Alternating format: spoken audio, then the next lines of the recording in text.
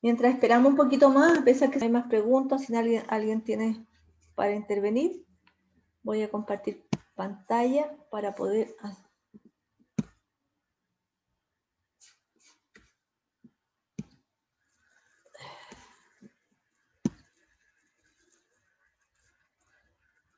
Bueno, voy a partir diciendo en realidad que el sistema endocrino tiene una connotación más bien de tipo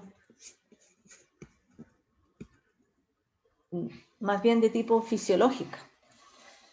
Es bien poquito lo que se puede hacer del sistema endocrino y muchos de los aspectos ya ustedes lo conocen desde el primer semestre o del segundo semestre inicial. Y así que vamos a repetir algunos aspectos, los vamos a unir en términos generales, pero fisiológicamente ustedes tienen a lo mejor más conocimiento con respecto a eso, ¿ya? Sobre todo en histología, pero vamos a hacer lo que se pueda en endocrino. Primero vamos a ver algunos aprendizajes esperados, vamos a ver algunos aspectos morfofuncionales, características y algunas funciones del desarrollo endocrino, ¿verdad? Viendo en los tiempos, ¿verdad? Y cuáles fueron los cambios que se fueron originando, como siempre. Vamos a ver en este indicador de logro el sistema endocrino y características morfológicas de la hipófisis, tiroide, paratiroide, suprarrenales y páncreas, básicamente, ¿ya? Y los cambios que se van originando en la formación y en la génesis de todo. Lo primero es recordar algunos aspectos que vimos en histología, que aquí hay una imagen de un embrión somítico, como ustedes pueden ver, donde se organizan principalmente los órganos internos, como nos recordamos. En este embrión somítico no tan solo se generan los somitos, sino que este es un embrión tubular que no tiene características de la especie, pero tiene los esbozos de todos los primordios, ¿verdad?, de los órganos internos. Y juntamente con ello se van a generar lo que nosotros conocemos como glándulas endocrinas. ¿De dónde provienen las glándulas? En términos generales, de cualquier hoja embrionaria, ya sea ectoderma, mesoderma o endoderma, y aquí en este epitelio que nosotros tenemos, o en este tejido, ¿verdad? Lo que pasa es que hay factores genéticos, factores de transcripción, ¿verdad? Moléculas de señalizamiento, y que hay un mecanismo inductivo entre el tejido epitelial y el tejido mesenquimático subyacente. De tal manera que un grupo de células, ya sea de cualquier hoja embrionaria, va a adquirir características especiales, ¿verdad? Proliferar activamente, como lo vemos aquí, hacia el tejido subyacente. Si va a ser endocrino, el conjunto de células se escinde, se separa, ¿verdad? Se ubica inmerso en el tejido mesenquimático posterior. El tejido mesenquimático lo que hace es proveer a todo lo que es el estroma, lo que es la parte vascular y la parte nerviosa, rodeando principalmente estas células del parénquima y constituyendo así una glándula definitiva. Las glándulas van a secretar algunas moléculas de señalización, como lo vamos a ver después, que se denominan hormonas, y que esas hormonas viajan hasta a una célula blanco directamente a través de la sangre. El sistema endocrino, vamos a ver un poquito aquí para disminuir. El sistema endocrino es uno de los primeros sistemas del órgano en desarrollarse. Más o menos se desarrolla en el periodo prefetal. O sea, el periodo prefetal ya las glándulas están funcionando en términos generales, ¿ya? Y como ya les mencioné, hay una serie de cada una de las glándulas se genera de una determinada hoja endodérmica. Y aquí tenemos algunas de las glándulas que vamos a ver hoy día. La hipófisis, que lo encontramos principalmente, o se le llama también la glándula pituitaria, que se encuentra en la porción anterior, caudal al hipotálamo, la epífisis y la pineal, que se encuentra en la porción dorsal del hipotálamo, ¿ya? La tiroide, que la vamos a encontrar principalmente en relación con la laringe, y la paratiroide, ubicada como 4 estructuras nodulares que están dorsal a la tiroide. El páncreas, detrás del estómago, la cavidad abdominal, el retroperitoneal, y las suprarrenales, que están ubicados por encima, ¿verdad?, de los riñones. ¿De qué hoja embrionaria provienen cada uno de ellos? La hipófisis tiene un origen ectodérmico y neuroectodérmico. La epífisis, o la glándula pineal, que es lo mismo que tenemos aquí, ¿verdad? Tiene un origen neuroectodérmico. La tiroide, la paratiroide y el páncreas tienen origen endodérmico. Y la suprarrenal tiene un origen principalmente porque está organizado en una corteza y una porción medular. La corteza es mesodérmica. Perdón, mi computador. Y la médula tiene un origen, ¿verdad?, neuroectodérmico. Viene de la cresta neural. Ya, dicho eso, entonces ahora vamos a hablar de la hipófisis, una de las primeras glándulas. Vemos aquí un corte medio sagital, donde vemos principalmente uno de los hemisferios, algunos giros y algunos surcos del hemisferio, el cuerpo calloso, ¿verdad?, algunos de los ventrículos, y por debajo de ellos, de los ventrículos laterales, vamos a ver el tálamo, ¿ya?, que es la porción principal o el núcleo principal que corresponde al diencéfalo.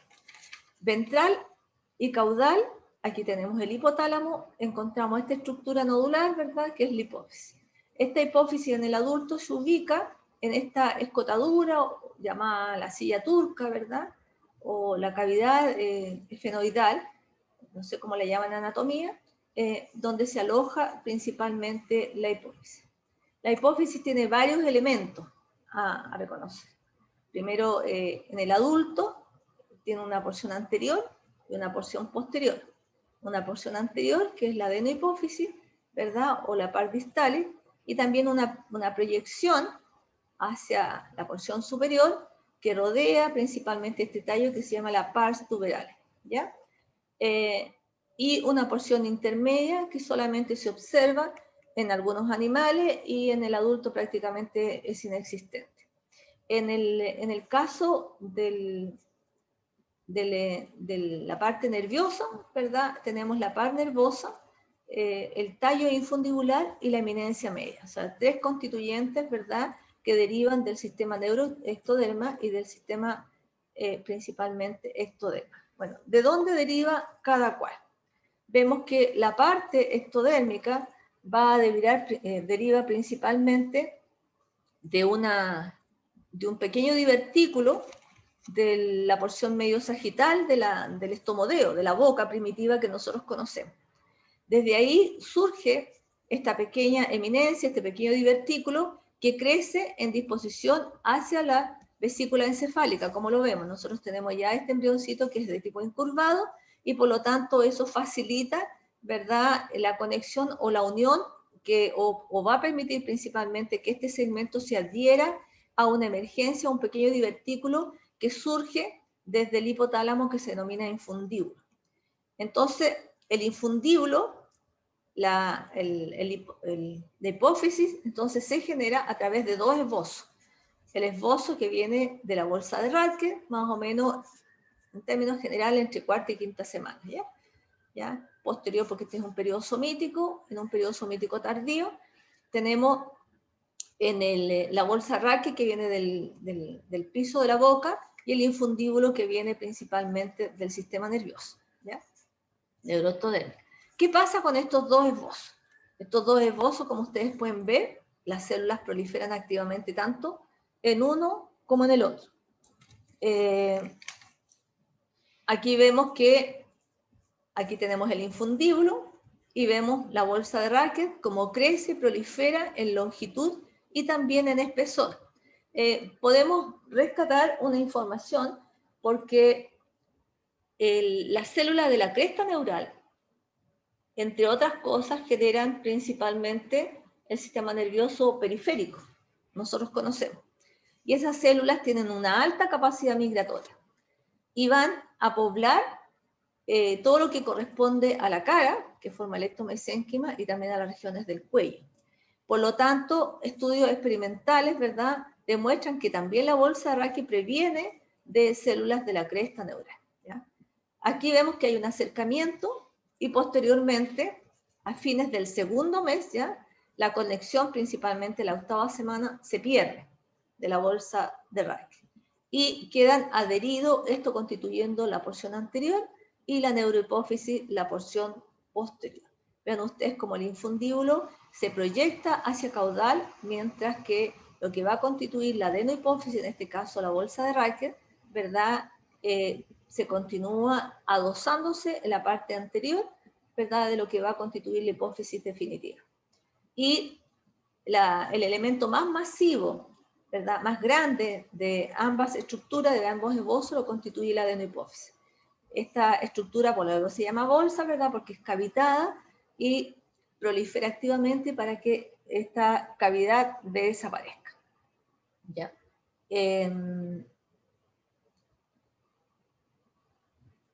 Entonces hay un desplazamiento principalmente dorso hasta la porción superior, ¿verdad? Y este se desplaza principalmente hasta la porción caudal, dorso caudal, ¿ya? En este caso.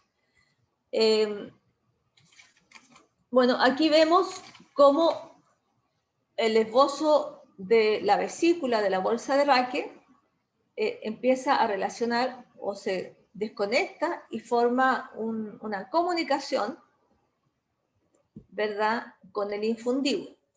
Esta va proliferando activamente, ¿verdad? Y posteriormente lo que hace es completar el espacio o la cavidad, oblitera este espacio, dado a que hay células que, o sea, se produce una hiperplasia celular, ¿ya? Y va a quedar esta porción de la adenohipófisis en una disposición anterior con una pequeña diferencia, ¿verdad?, que va a conformar la pars intermedia que se va a ubicar entre esta estructura del infundíbulo que va a constituir la pars nervosa y la adenohipófisis propiamente tal, ¿ya?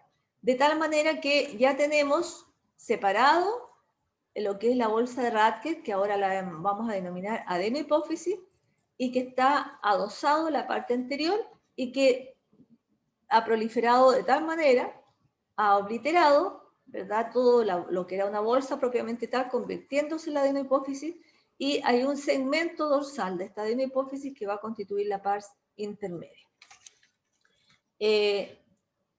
Vemos un pequeño ejemplo de lo anterior. Aquí tenemos el desarrollo de la glándula de la hipófisis, la bolsa de Racket, y que está aquí en el piso de la cavidad faríngea, del estomodeo, de la boca primitiva, y tenemos también el pequeño esbozo neuroectodérmico del infundíbulo. Veamos ustedes cómo este embrioncito, resumiendo, ¿verdad?, que tiene una forma en C, se aproximan entre ellos. Vean ustedes cómo la bolsa de Racket cruza básicamente la formación del hueso esfenoide, se adosa en la porción anterior y posteriormente se anidan o se sitúan definitivamente en el adulto en la silla turca, ¿ya?, del hueso esfenoide, la cavidad esfenoidal. Bueno, esta glándula está delimitada externamente por la dura madre, ¿ya?, por un tejido conectivo. Es un corte histológico que podemos ver cómo el epitelio prolifera activamente el infundíbulo, ¿verdad?, y la bolsa de Racket. Uno piensa que básicamente los epitelios inicialmente son más bien de tipo plano, posteriormente se hacen cilíndricos y cuando proliferan se constituye un epitelio más bien pseudoestratificado hasta conformar un epitelio estratificado propiamente tal. También el tejido mesenquimático, que es un tejido que ya nosotros conocemos durante el desarrollo, que tiene bastante vascularización y escasa fibra. Aquí vemos vasos en formación, ¿verdad? Y acumulación principalmente de algunas estructuras que son añadidas, digamos, ya sea al esbozo propiamente tal o al tejido que va a conformar el piso de la boca. ¿Qué sucede en estos dos?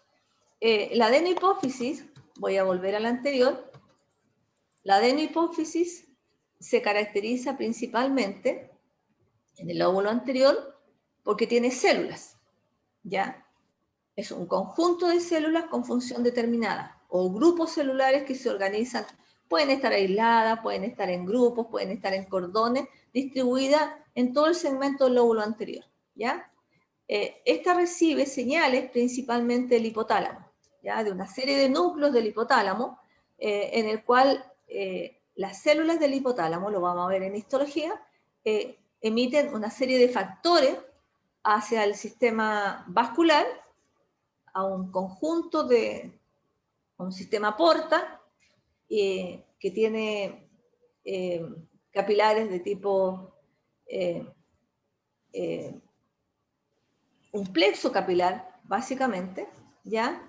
Y no quiero entrar en histología, y estas células que están aquí secretan factores que van a influir directamente sobre un grupo celular, y este grupo celular lo que hace es secretar hormonas, ¿verdad? Que son a su vez secretadas, valga la redundancia, al sistema circulatorio para ir a generar un efecto a un órgano blanco. La diferencia de la neurohipófisis, que la vemos aquí, que está constituida por esta prolongación del linfundíbulo, la neurohipófisis no tiene células, ¿ya? Tiene algunas células escasas que la vamos a ver inmediatamente. Entonces quiero hacer la diferencia, digamos, de los constituyentes de la adenohipófisis y de los constituyentes, digamos, de la neurohipófisis. ¿Qué viene a continuación? En el adulto, ¿qué tenemos principalmente? ¿Y qué se forma? Esta es la parte de la pars distale o de adenohipófisis, esta es la par nervosa o la neurohipófisis. Aquí vemos que se generan principalmente algunos tipos de células. ¿Qué células se generan? Células que tienen características tintoriales acidófilas y células que tienen características tintoriales basófilas, ¿ya? Y también algunas células que no se tiñen, que son cromófobas, como vemos aquí. Estas células tienen la particularidad de secretar hormonas específicas que van a actuar sobre glándulas y células blancas, ¿ya? La disposición, como ven, y los tamaños difieren de cada uno de ellos, y las características técnicas histológicas corrientes solamente permite discriminar, ¿verdad?, una célula acidófila, una célula basófila o una que no se tiñe. Pero las diferencias entre los diferentes grupos de células acidófilas y basófilas solamente se hacen con técnicas especiales, a través de los gránulos de secreción de cada una de ellas. En cambio, la parte nervosa solamente tiene fibras nerviosas. ¿De dónde provienen estas fibras nerviosas? Provienen de algunos núcleos que están también en el hipotálamo, que lo vamos a ver en histología, ¿verdad? Que emiten o se proyectan estos axones o estas fibras nerviosas, porque ya nosotros conocemos la diferencia, que son fibras o axones amielínicos, o sea, fibras que tienen solamente una envoltura de mielina y que van a ubicarse en esta parte nervosa. Las células que nosotros vemos aquí es el componente glial, son astrocitos que vemos aquí, ¿ya? De tal manera que aquí vamos a ver fibras nerviosas, vamos a ver astrocitos, y aquí vamos a ver una gran población celular. Por lo tanto, estas células tienen actividad específica en la adenohipófisis. Al tercer mes se van a generar las células acidófilas, o sea, ya están más o menos funcionales durante el periodo fetal. Y después, posterior a ella, se generan estructural y funcionalmente, se maduran, ¿verdad?, las células basófilas. Las células cromófobas, como lo vamos a ver, son células que aparecen posteriormente, pero que se denominan en histología como células que están inactivas o que ya están degranuladas, ya sea acidófila o basófila. La neurohipófisis, como lo vemos aquí, está constituida por las fibras nerviosas y por las glías, ¿verdad? Estas celulitas que están aquí, que están bastante teñidas, que se denominan pituicitos. Ya en el periodo fetal, posterior al tercer mes, ¿verdad?, principalmente ya comienza el funcionamiento de la glándula y la secreción de hormonas.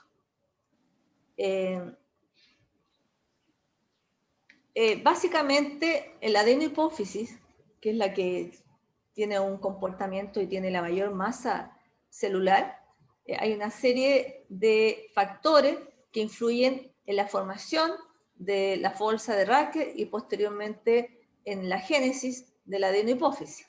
Y vemos que en la diferenciación previa, o sea, en que las células se conviertan desde el piso de la boca a células a un esbozo específico, ¿verdad?, o a conformar la bolsa de Raque, van a haber una serie de activadores de transcripción que van a generar esta diferenciación.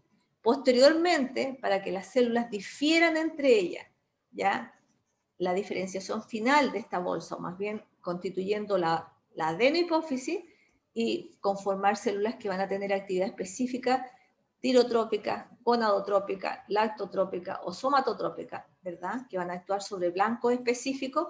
Hay otra gran familia de genes homeodoc, por ejemplo, del tipo LIM, que van a participar principalmente de eso. O sea, ustedes ven cómo la genética actúa principalmente conformando o transformando, diferenciando, ¿verdad? Células que tienen un plano común de morfológico y que posterior van a diferenciarse para conformar un esbozo que va a generar la adenohipófisis. Posteriormente, otro grupo de genes homeodoc van a determinar, ¿verdad?, que toda esa población celular inicial, ¿verdad?, células vayan a tener actividad específica.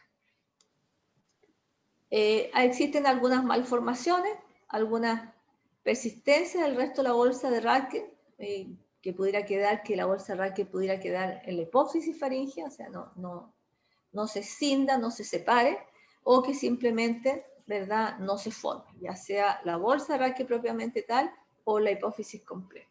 ¿Ya? En el caso de la tiroides, vemos que se ubica principalmente por delante de la laringe.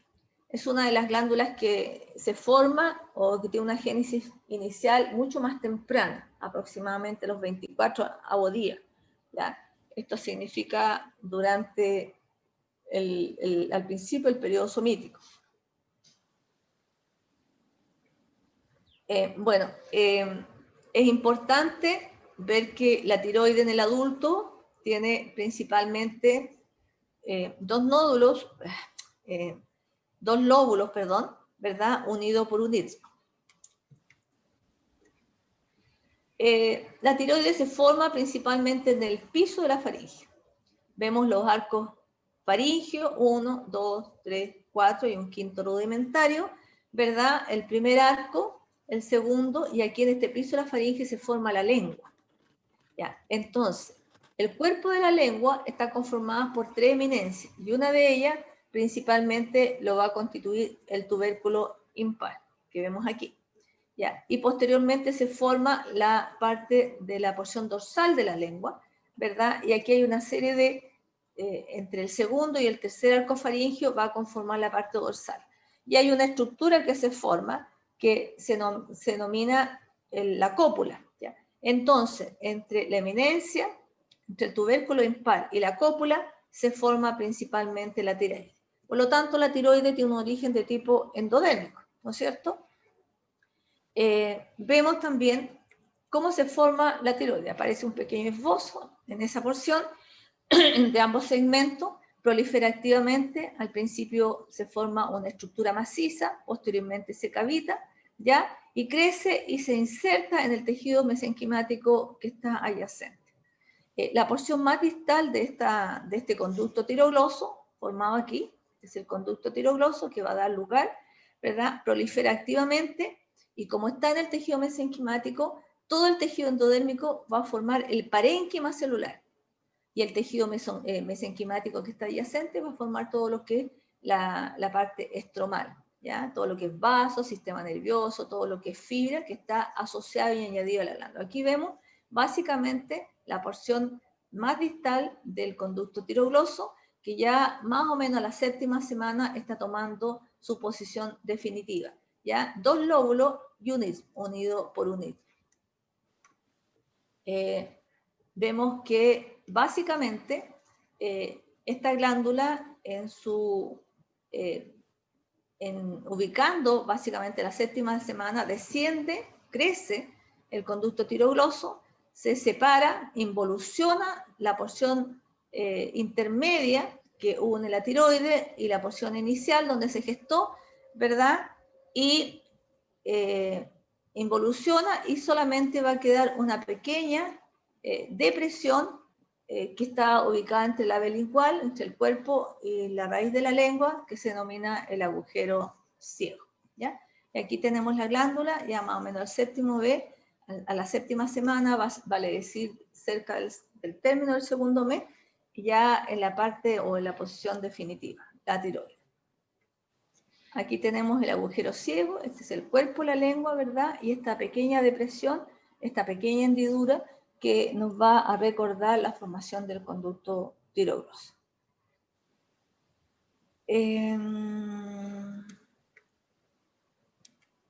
Bueno, la tiroide obviamente es de origen endodérmico y se forma como una glándula maciza.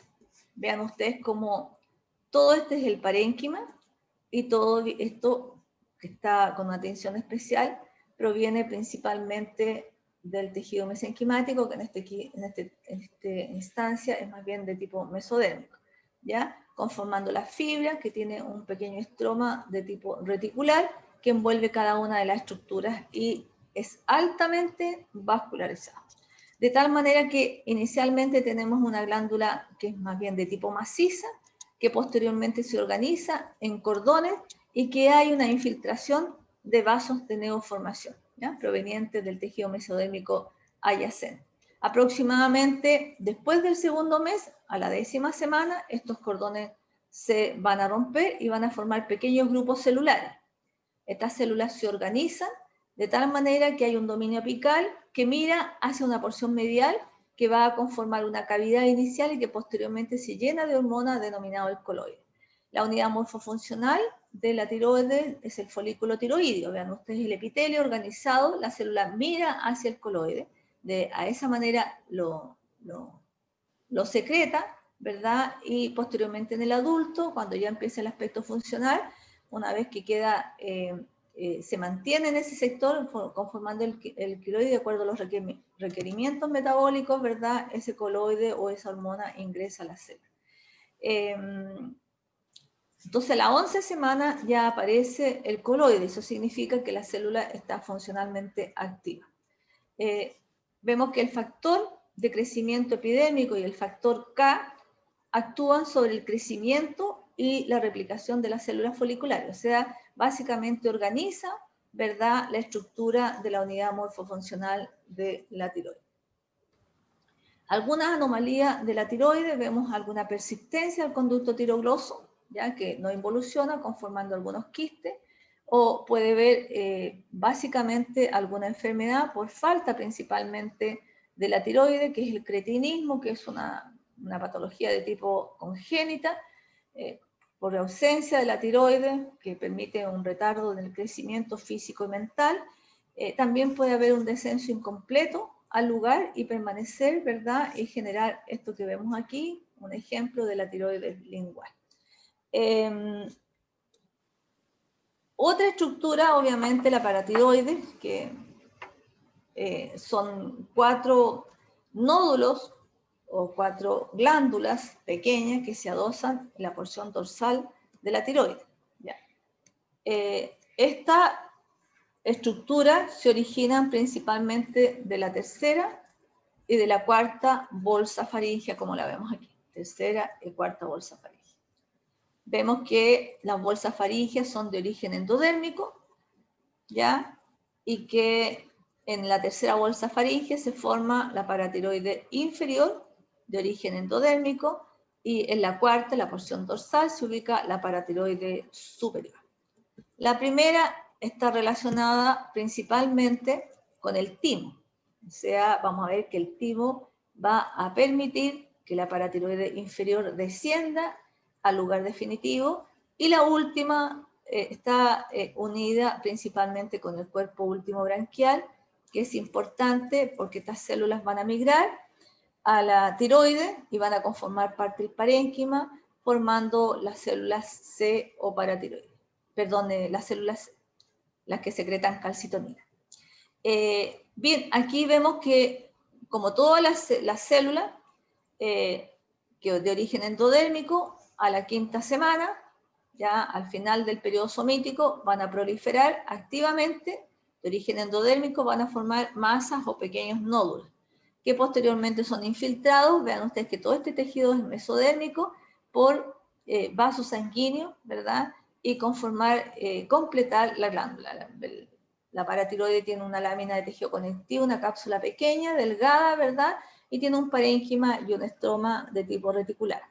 Ya a la 7ª semana ya se transforman en cordones y posteriormente vemos que pierden su conexión principalmente con la faringe, a este nivel, perdón, ¿ya? Y se desplazan, migran lentamente hasta la parte dorsal. La primera, la inferior, que es de la tercera bolsa, es ayudada o es arrastrada principalmente por el timo para ubicarse en la parte inferior de la tiroides, ¿ya? Tanto una izquierda, porque son 4, y otra derecha, y la superior migra directamente de la porción mesodérmica que está en las proximidades, ¿verdad? Cerca de la laringe. La paratiroide es una estructura más bien nodular, como vemos aquí, desde el punto de vista histológico, que está inmersa en el tejido mesodérmico, que tiene una cápsula conectiva relativamente delgada, ¿verdad? Que penetra y va a formar pequeñas envolturas en grupos o pequeños nidos celulares, ¿ya? La célula principal,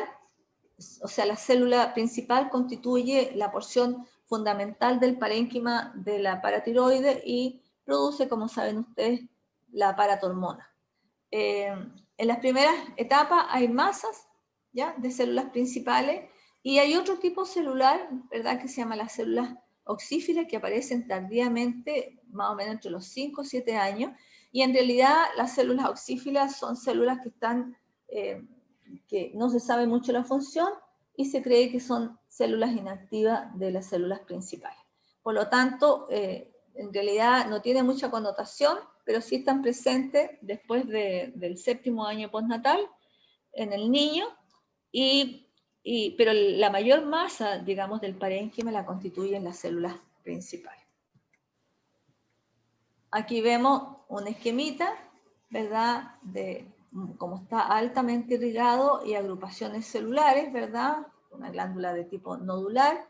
Ven ustedes que tiene un escaso tejido conectivo externo, y aquí está un corte histológico del mismo que nos va a permitir ver las células oxífilas, que son estas células más grandes, más rosadas, que están en el periodo después de los 7 años, pues, y estas son las células principales, ¿ya? Son un poco más pequeñas, también tienen un citoplasma ligeramente un poco acidófilo, pero estas son más acidófilas y son más grandes, ¿ya? Las malformaciones principalmente están que no se forme, que hay una aplasia, o que crezca básicamente, que no crezca lo suficiente una hipoplasia, o que estén ubicados en un lugar distinto, una ectopía paratiroide, principalmente de las inferiores. Ahora, el islote de páncreas ya lo conocemos, hemos hablado muchísimo de él, son pequeños grupos celulares que están delimitados externamente por una membrana basal, constituida principalmente por fibras reticulares, altamente vascular, ¿verdad? Y que tiene grupos celulares dispersos dentro de un páncreas que es de tipo exocrino, que son los acinos pancreáticos, como lo vemos aquí. Este se denomina el islote del Langerhans, ¿ya?, que está ubicado distribuido en los diferentes segmentos, tanto de la cabeza, cuerpo y cola del páncreas, y recordando principalmente que tiene el páncreas. Hay alguna persona que tiene abierto el audio, que lo pueda cerrar, por favor. Recordando simplemente que el páncreas se forma de un brote ventral, de un brote dorsal, que es de origen endodérmico, que es caudal, ¿verdad?, al intestino anterior, y que por rotación del estómago y que conlleva el duodeno, formando una bolsa mental, ¿se acuerdan?, hay un cambio de posición del páncreas ventral y se une con la porción dorsal, y ambos van a formar solamente un conducto, que es el conducto principal, que va a desembocar en el duodeno.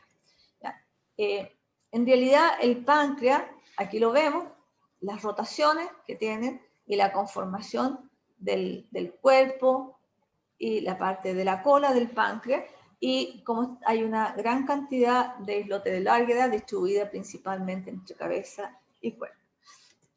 ¿Cómo lo vemos aquí en el páncreas? Recordemos que el páncreas es una glándula de tipo retroperitoneal, básicamente por esto. Vean ustedes el tejido mesenquimático y pequeños grupos celulares que son de origen endodérmico, ¿verdad?, y que posteriormente van a conformar una glándula, ¿verdad?, de es muy lindo ver el páncreas en un corte histológico embrionario, es maravilloso. Vemos que el páncreas es bastante grande, ¿ya? Y que hay una serie de genes, ¿verdad? Homeóticos principalmente, como el SLED, el LIM, y que van a ayudar y conformar a la formación o contribuir a la formación del mesoderma pancreático, ¿ya? O sea, van a permitir, recuerden siempre que entre el tejido mesodérmico y el tejido del parénquima propiamente tal, independiente del origen que sea el parénquima, ectoderma y endoderma, siempre, ¿verdad?, hay un mecanismo inductivo entre uno y otro. Y generalmente el tejido mesodérmico es el que induce, ¿verdad?, la diferenciación de aquella estructura, tanto morfológica como desde el punto de vista funcional. El páncreas, como ya lo conocemos, este es una esquemita, secretan diversos tipos de células que están distribuidos en diferentes segmentos, que lo vamos a ver también. Secreta células alfa, beta, células delta, ¿verdad? Cada una, las alfa sintetiza y secreta glucagón, la beta insulina, la delta somatostatina, entre otros, y las primeras en aparecer, en diferenciarse entre la octava y 9 semanas, o sea, después del segundo mes, son las células alfa que secretan glucagón, y posteriormente en el tercer mes, ¿verdad?, al final de la etapa, las de insulina, y más tardío, obviamente, la somatostatina. Entonces, generalmente, la diferenciación del páncreas inicial va a ocurrir durante el periodo prefetal, ¿ya? Pero la diferenciación funcional ocurre un poquito más tardío, durante el periodo fetal, posterior a los 2 meses. Y por último, vamos a ver la glándula suprarrenal. La glándula suprarrenal es sumamente importante, glándula adrenal se le llama, en este tiempo, porque juega un rol muy importante, ¿ya? Y es grande, grande, grande. La glándula se ubica retroperitonealmente y está ubicada por sobre los riñones.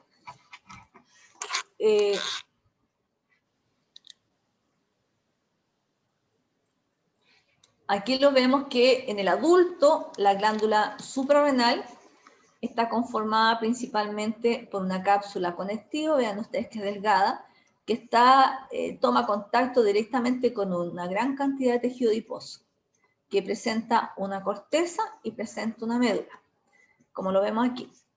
Y que la corteza, ¿verdad?, está en parte dividida o separada o presenta grupos celulares que van a conformar, ¿verdad?, 3 capas. Una capa glomerulosa o glomerular, la fascicular y la reticular, ¿ya?, que van a responder a aspectos funcionales distintos.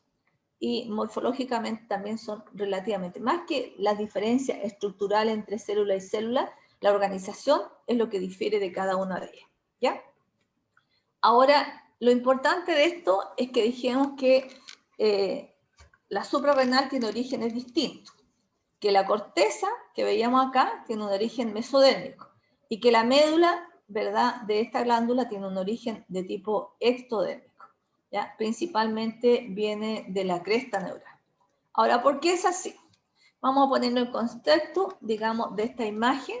Vemos que la corteza fetal viene, dice, del epitelio celómico y se forma más o menos a la 6ª semana, o sea, durante el periodo prefetal. Aquí tenemos la formación del intestino primitivo, ¿ya?, del tubo alimentario, y que está unido inicialmente al mesodorsal. ¿Ustedes se acuerdan, no es cierto, de eso? ¿Ya? Adyacente a eso, todo esto es celoma intraembrionario. Todo este espacio que tenemos aquí es el celoma intraembrionario que va a conformar principalmente la cavidad abdominal. Inmediatamente adyacente, ¿ya?, juntamente con el mesoderma, ¿verdad?, y el epitelio celómico que vemos aquí, se forma lo que vamos a conocer como la gónada, ¿ya? Parte de algunas estructuras del riñón, ¿verdad?, y parte del epitelio van a conformar la gónada. Ya lo vamos a ver en su oportunidad.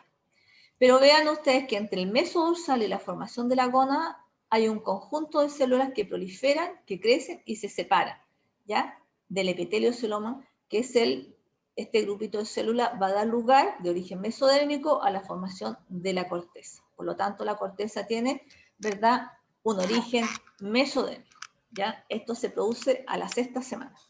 Por otro lado, como la suprarrenal tiene una médula, aquí tenemos los ganglios simpáticos en la aorta dorsal. Se formó este ganglio simpático y vean ustedes cómo las células migran del ganglio, ¿verdad? Y se añaden como grupo celular en este otro sector, ¿verdad? La porción medial, entre la porción de la formación del mesodorsal y la corteza suprarrenal, ubicándose inicialmente en este sector, en la porción medial. Pero la corteza crece muchísimas veces, 2 o 3 veces, muchísimo más que la porción medular. Por lo tanto, este tiene un origen nervioso, ¿ya? La médula, y este tiene un origen mesodérmico. Este se origina principalmente de los ganglios simpáticos y se llaman simpatogonias porque vienen justamente del ganglio simpático, ¿ya? Y estos son de origen mesodérmico que vienen del epitelio celómico, ¿ya? Que se separó. Vemos aquí que hay una evolución donde crece primariamente más, ¿verdad?, la parte de la corteza, y que va englobando paulatinamente a las simpatogonias para ubicarlo en la porción medular, ¿ya? Conformando una corteza suprarrenal que prácticamente envuelve casi en su totalidad y la médula la circunscribe hacia la porción medial de la misma, ¿ya? Inicialmente es importante porque se forma de la primera migración de células, van a conformar una corteza, pero que esta corteza es fetal, ¿ya? La corteza definitiva se forma posteriormente. Entonces, posteriormente va a haber una segunda migración de células que van a dar lugar a la formación de la corteza definitiva. Y vemos ustedes que ya dijimos que existían 3 zonas, una zona glomerular, fascicular y una zona reticular de la corteza, y se forman en el segundo mes 2 zonas.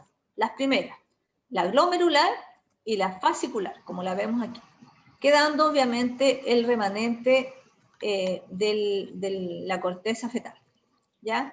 Y vemos que en el periodo fetal tardío se diferencia estas 2 zonas.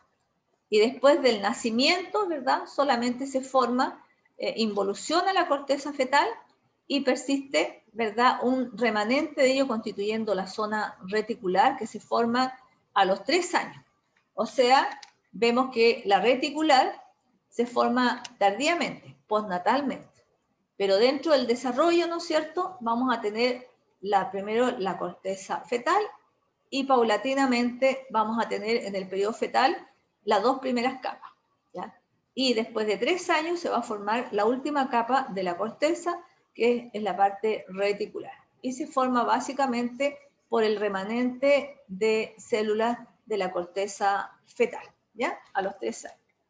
Bien, aquí vemos un corte histológico que vemos una pequeña cápsula conectiva muy pequeño, ¿verdad?, conformando por la segunda migración los constituyentes que van a dar lugar a la corteza definitiva y una gran extensión de la corteza fetal.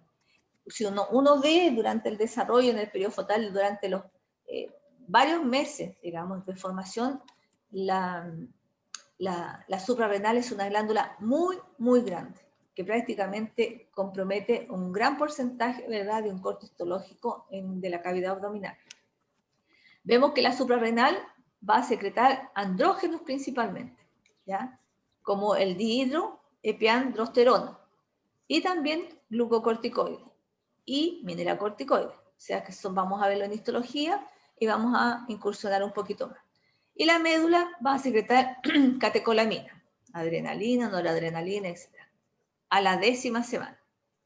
Entonces la médula se hace funcional, ¿verdad? Y también durante el periodo fetal también se hacen funcional principalmente las 2 capas que se originaron, ¿ya? La glomerular y la fascicular.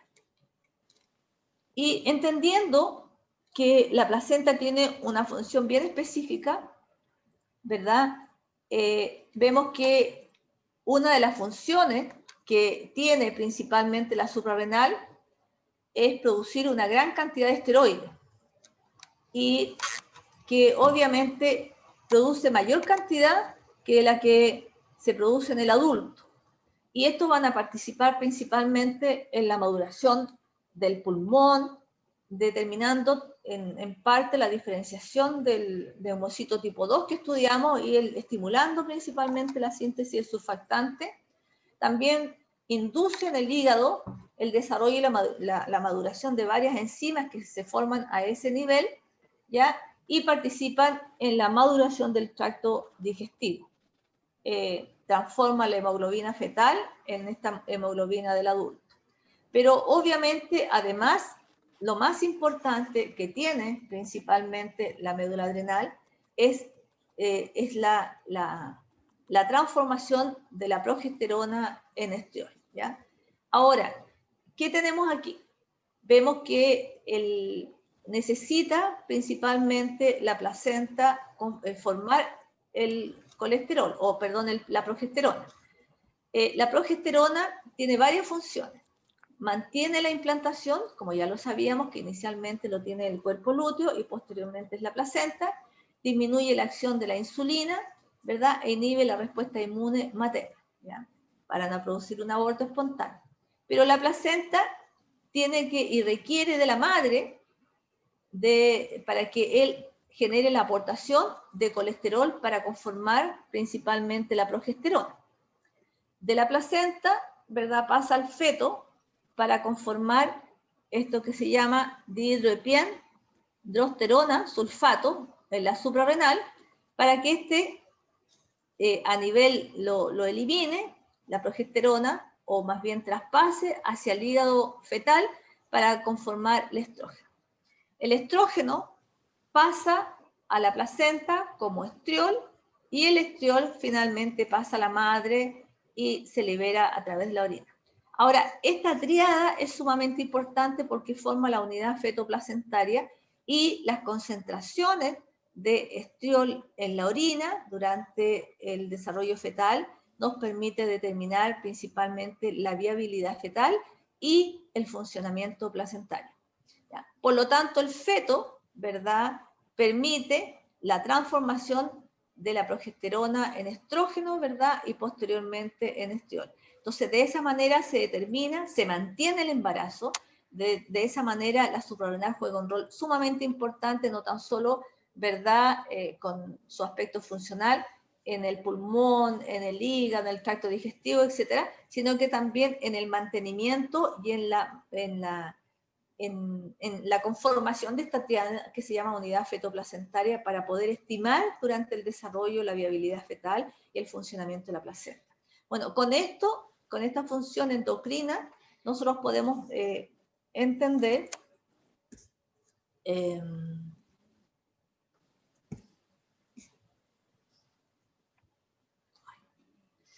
podemos ver, ¿verdad?, el desarrollo del sistema endocrino en términos generales. Preguntas, señoritas jóvenes. ¿Estaban ahí o estaban tomando desayuno? Díganme la verdad. A ver, Constanza, ¿está ahí o no?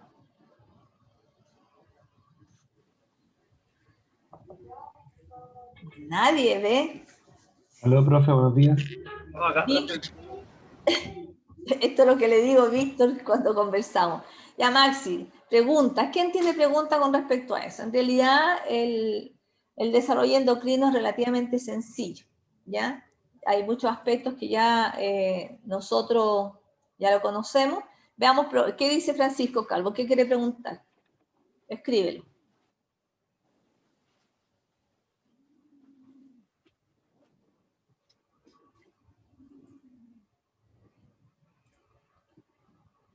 ¿Qué tenemos? Profe, hola, ¿le puedo hacer una pregunta yo por mientras? O si te la puedo preguntar, pero creo que sabes tú. No. Racket hace la adenopófisis. Voy a contestar lo que dice Francisco Calvo, ¿ya? La bolsa de Racket, Francisco, es el esbozo inicial para conformar la adenohipófisis, ¿ya? La adenohipófisis está constituida de la par distal, y lo vamos a ver en histología, y de la par tuberal, y además de la parte intermedia, el segmento intermedio, ¿ya? De la hipófisis intermedia. Entonces, la bolsa de Rack es el primordio, es lo que va a dar lugar a la parte de la adenohipófisis, Francisco, ¿ya? Ya, ahora Víctor, pregúntame nomás. Profe, por lo que usted desarrolló en la clase, las inducciones son bien importantes para, obviamente, diferenciar cada estructura y cada función. Sí. Teniendo en consideración eso, cuando se genera dentro de las malformaciones una, por ejemplo, una paratiroides en un lugar ectópico que no tiene que estar, ¿esa glándula es igual, es íntegra, está intacta o al haberse formado en un lugar diferente tiene modificaciones, está medio alterada? Depende cuando hay, depende. Por ejemplo, generalmente cuando hay una crestopatía, ¿verdad? No tan solo hay un desplazamiento de eso, sino que hay una alteración del timo, por ejemplo, ¿no es cierto? Generalmente son las paratiroides inferiores las que se desplazan, no tienen un lugar ectópico, porque el timo también, ¿verdad? No bajó lo suficiente, se quedó en el sector, ¿verdad? Entonces, generalmente tienen una alteración que van como un síndrome, ¿ya? Entonces, a veces las lesiones que tiene el niño no necesariamente son producto de la paratiroides, sino que son un conjunto, ¿verdad?, dado a alteraciones de órganos que están anexos. No sé si me explico con respecto a eso, ¿ya? Porque recuerda que una de las responsabilidades que tiene el timo es desplazar la paratiroides inferior. ¿Víctor? Sí, profe, se entendió, gracias. Ya. Generalmente todo esto, ahora no debería, básicamente, si la glándula está bien conformada, no debería tener un mal funcionamiento. Solo que si esa glándula requiere básicamente de las estructuras anexas para poder trabajar, como por ejemplo en el caso de la tiroides y el cuerpo último branquial, por ejemplo, ¿verdad? Entonces hay una disfunción total de la glándula, ¿ya? ¿Se entendió, no, Víctor? Sí, profesora, entendí, gracias. Gracias. Preguntita, o si no lo dejamos para que descansen, a de tomar desayuno y después vemos histología. Chico, Constanza, ¿está ahí?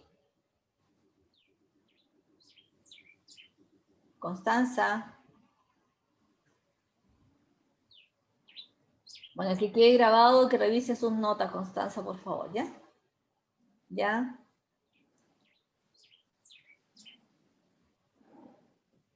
Me gustaría ver, no está aquí.